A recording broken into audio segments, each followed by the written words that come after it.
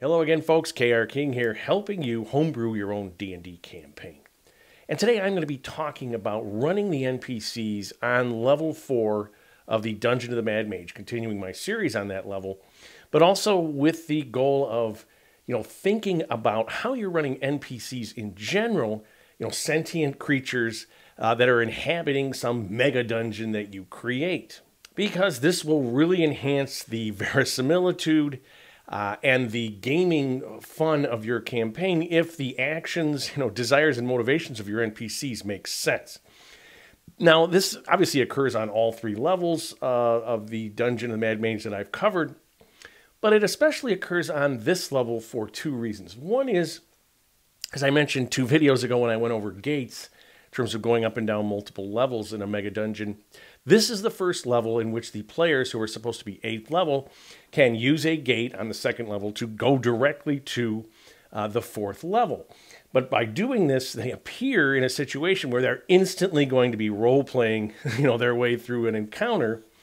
But also there are a number of creatures, NPCs and whatnot that are on this level that may have goals and motivations that cause it to be a situation where you don't necessarily just start hacking and slashing, even if your group does that, they tend to, but instead to, entreaty even an unusual creature like an Etten. So I'm going to start with the idea that the players enter conventionally through the north here. In order to travel through this level and go to the next, they have to get down to the River of the Depths, which is described as a tributary of the Sargoth River. It's not clear exactly where it splits off, but it flows, and this is the only way to get to the 5th level. You have to go down the river. We'll get to the means and how the players find out about that. But they're going to start up here, and they come down, and they can go in 1 or 2 directions. If the players go to the west, they're going to go into room number 2 and run into Jibber Jabber the Etten. And what's interesting here is, unlike most Ettins, Jibber Jabber, the 2 heads get along with each other. They're of a decent personality, which the text says it's because they get food from the various fungi that are there, and the apprentice in room 4 supplies them with mead. So they're not just the usual Etten encounter where you just attack, right? Now, the player characters may have experience. First of all, there's an Ettins, I think on level 2, that are aligned with the Hobgoblin Guards. They're much more the brutish, ill-tempered Ettins. The players may have run into them, they're outside adventuring in other places, and of course, in other games. So how do you get the players to interact with the Etten in such a way that they realize, hey, these actually they can provide in their dim-witted way all sorts of information about the rest of the level. You can also tell them about the alchemist up in room number 4. Well, my idea here is they're talking to each other. The 2 heads are getting along, so the players hear this before they actually get to room 2. So they already have a sense that this Etten is different than the others that they've met. And so this encounter with the Etten can be much more interesting than just, a hack and slash. 1 Etten against a group 4 8th level characters isn't going to be much of a battle, whereas the information that they can give can be really useful. So if the players go up here to room number 4 first, they're going to run into the alchemist, which is a green slod. But also if they go to room number 2 and talk with the Etten, it's going to direct them to this room. And there are 2 ideas, gameplay ideas about D&D and about encounter design that are going on here. The first is the classic person all by themselves cliche. I covered this in another video, in which the players confront someone that are like, why are they here all by themselves? They usually seem harmless. In this case, in the text, the alchemist, which is really a green slod, which has polymorph capabilities, has polymorphed into a young man pretending to be an alchemist. He's surrounded by tables and potions and the shelves and whatnot. And he offers the players opportunities if they want to pay with adventuring gear and gold and whatnot, and gives them some, fairly useful potions. The other aspect here is it is a green slod. The thing about the slod is they have such a gruesome means of spawning, right? They either infect someone or they implant, their spawn inside, and basically the eggs eat their way out of the host. It's very gruesome. We always thought of the slod as being evil, but in fact, according to the text of the monster manual, the green slod, for example, which is relatively highly intelligent, is chaotic neutral, which means that it's not just some evil, just because its means of coming to life is evil, it's not. So the slod was captured by Hallister. It pretends it has no idea how it got there. And it has this control gem from when it was spawned. There's one implanted in it, and then whoever controls this gem can control the slot. So it's desperately searching for it. It's down in Area 21. The Kuo-Toa have it in the head of their new idol that they're constructing. And this is what the slot wants more than anything else. It suspects it's nearby, doesn't quite know. So you might think, well, it would maybe cooperate with the players. Hey, join up, let me find my gem, I can help you out, I have these abilities. But the text says, no, it's super suspicious and worried because if anyone does control that gem, they enslave the slot. So what it's hoping for is that the players will find the green gem, come back to the slot, give it to them, perhaps in exchange for potions. It laughs, haha, turns invisible and runs away. But how does it get the players to come back? Just tell them about this gem might be worth more than the potions. So think about role-playing and think about the motives and whatnot of the slot. And the first thing I might do is change the appearance from a young man to a kindly old man. Because not only does this present a friendly exterior, but if it's an old man, if it's an old wizard, potentially very powerful, the players aren't necessarily just going to attack. And then I would use its position as an alchemist, as a maker of potions. Maybe it gives them or shows them that the potions it has, a real efficacy. Then I would create a circumstance such that the veracity of what the alchemist or slot is saying is true. It could direct them to Derabeth, the insane wizard, in room number 7, and say, hey, if you get me this gem that I'm looking for, I will create a potion, greater restoration potion, that will cure Derabeth of her insanity. When the players go there and meet her, you can also have this roleplay go both ways. Derabeth is familiar with the alchemist. Oh, he's such a nice old man. He's the one person who's been nice to me. Such that the players are motivated to find the gem to cure Derabeth. Now, here's the thing. Suppose you say, well, how does he create a greater restoration potion? Well, maybe when they return, it will just give them the means. Let's say, hey, this is what you need to do, right? It doesn't tell them right away. And the thing about this is, when the players question the alchemist, you have this whole thing, the skill system of 5e, in which do I do an insight check, as opposed to the deception check and rolling dice? And I always hated this because the players see if they roll a low thing, they know I might be lying. If they roll high, oh, I guess it's telling the truth. When in fact, if the slot, this is its story that it's telling everyone, this is what it's doing. First of all, if it's true, like I said, it is true in a way. But let's just say he's lying. He has no greater restoration. He has no idea. But he's rehearsed this story over and over. This is what's going to get this slot out of here. Someone comes back with the gem, and it takes it and tricks them. So would it have a much higher, deception role on this? Again, you can turn this around and just say it's a true thing. It's going to give them the information. But just remember that in terms of insight, you have some character with a super high insight. It can just detect all liars. There are some stories that people tell themselves that they are convinced after a time become true. Which brings us to Derabeth Meltimer, this insane wizard that's in room 7, a very interesting and potentially useful NPC because she has a great spell book, she has a rope of climbing, she has information, and if the players do rescue her, if they take her up to Waterdeep and cure her, she could be a great ally. She gets back to her home tavern. She would allow the players to stay there forever. But of course, the issue here is that she's hopelessly insane. She ran into these demons, and she has this closet that torments her at her side. Now, I did another video on the cliche of the insane NPC. Check that out, because one of the things I said was a babbling idiot. Insane character is very boring. A person that's insane oftentimes doesn't want, it's sort of like the old drunk, they don't want people to know that they're insane, right? They struggle to maintain this. They've adapted to this insanity. They sort of get by. And then, as you talk to them or interact with them, you start to realize, hey, there's something off here. And the other thing in a fantasy setting is that the insanity can be cured by magical means, either divine or arcane. Wouldn't that be great in real life? Now, of course, the players may say, this crazy lady, they get scared or they just don't know what to do and they attack her. What would you do with this insane character? Well, I would say there'd be a survival instinct such that she would use her spells.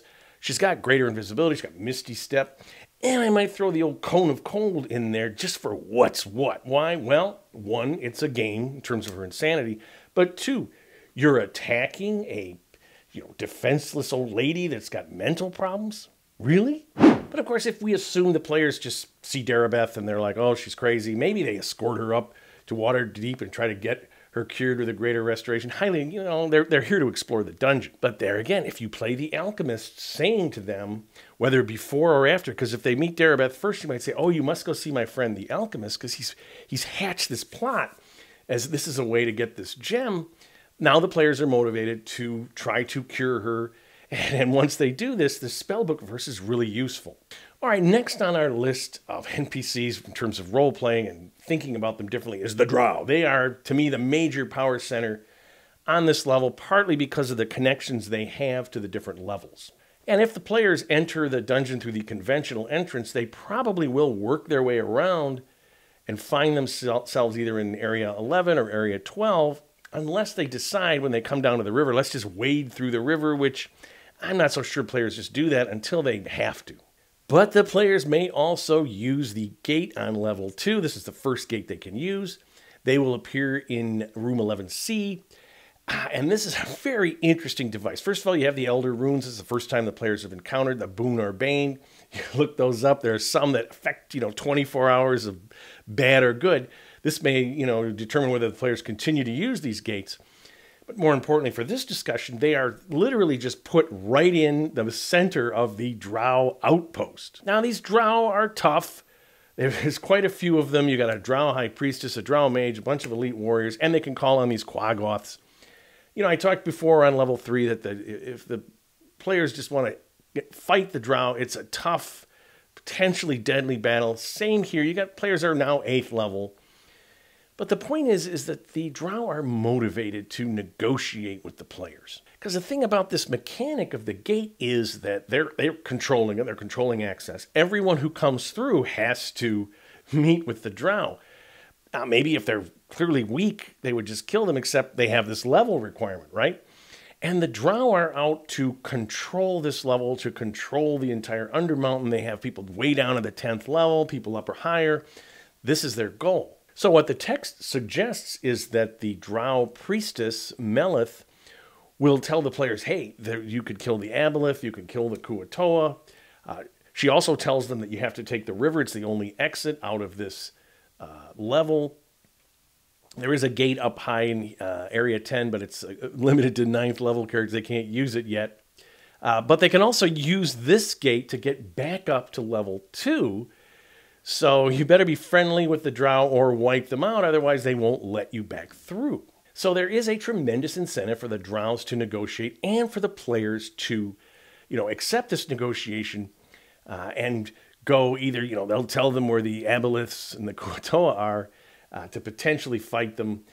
There's these rafts. I don't think the Drow would let the players have the rafts in room 14. There's another rowboat with a hole in it in 18. Perhaps they would tell them, oh, you can wade through this whether you trust the Drow, because the river varies from a few feet deep to areas of 30, so that's a little bit risky. So next you have the Aboleth, Ilyuth, the Aboleth that's in Area 16. Now the Aboleth have a long history in terms of the editions of D&D. They were first created by Zeb Cook in a module 81 or 2, and then they were put into this book, Monster Manual 2, and they've been in the various editions ever since. They've always been a little problematic to me because they're presented... Well, first of all, they're an undersea creature. You don't run that often in undersea environments. For example, there's a bunch of water-breathing potions, I think, hanging around on the various levels of this, but, you don't have free movement and everything. You're not in your environment, and most parties aren't. I guess if you had like a Sea Elves or Water Genasi party or something like that, you could run underwater, but most of the time you don't. But the other element about the Aboleth that's always curious to me is they at one time ruled all the oceans, right? In the ancient times, and the gods overthrew them, and now their dream is to, rule again, and they have these incredible memories far into the past. But, they're a CR10 monster, like a Kraken would just wipe Aboleth out, I think. So, they're not that deadly. Now, that's not to say they wouldn't be tough if a party of 4 8th level characters just decide, well, I'm just going to take on the Aboleth. They do have a bunch of deadly abilities. They have this, enslave thing that they can do. They can also, when they have enslaved creatures, they can inflict psychic damage as a legendary action, and they can gain back the psychic damage. And the other thing is they have 18 enslaved troglodytes, and they have a bunch of chewels. And if you look up chewels, the crab monsters that are their servants, they're nasty. They have 3 attacks, and their pincers can grapple, and then they can paralyze. So you're in on a fight, and if it goes underwater, that's its territory. But in terms of role-playing, it's a little fuzzy, because the text says that it's come to the Dungeon of the Mad Mage, wants to control this level, and then Illuth dreams of controlling the entire Undermountain. Not likely. The thing is, the Illuth really doesn't want to fight the players. It's had problems with adventurers before, so it uses its phantasmal projection to try to scare them off, and then it sends chewels after them. If they continue to mess with it, then it can retreat into the sea cave, where supposedly it has its last stand, although even then, it says that the pond here, or whatever, in Area 16 is up to 50 feet deep. Seems like it could just go down there and hide as such. So, again, what's it going to do? It's either going to just tell them to warn off, fight them, or run away. All right, and the final creature, which you could have some decent, NPC interaction with on this level, is the Kuo-Toa. And to me, they are as flawed as the Aboleths in a different way. They are described as being hopelessly insane because of their years of subjugation under the Mind Flayers. As I said with my discussion on insanity, how could you have a civilization that's just hopelessly insane? So I would always adjust them and say that they are religious fanatics, worshiping their gods with an intense devotion and fighting to the death if the shrine to their god or their area is threatened. And also because of their years of subjugation and their fanaticism, they are very ill-tempered and very suspicious and not ready to deal with people. So you might say, well, then what kind of interaction can you have with Kuo-Toa except to just fight them and kill them? Well, on this level, they're being slowly poisoned by the lair effect of the Aboleth. They lost their island statue. The Aboleth took that over. Now they have an archpriest who's building a new one, and they have reasons to collect items. They want to destroy this Aboleth. They have a reason, being threatened, to, unlike almost always, to cooperate with outsiders, to provide them with information, perhaps tell them that if this was their area, they know about the sea cave where the Aboleth hides out. The enemy of my enemy is my friend. So you could have Kuo-Toa, they're poisoned, they can only react, they can't initiate battle, this kind of thing.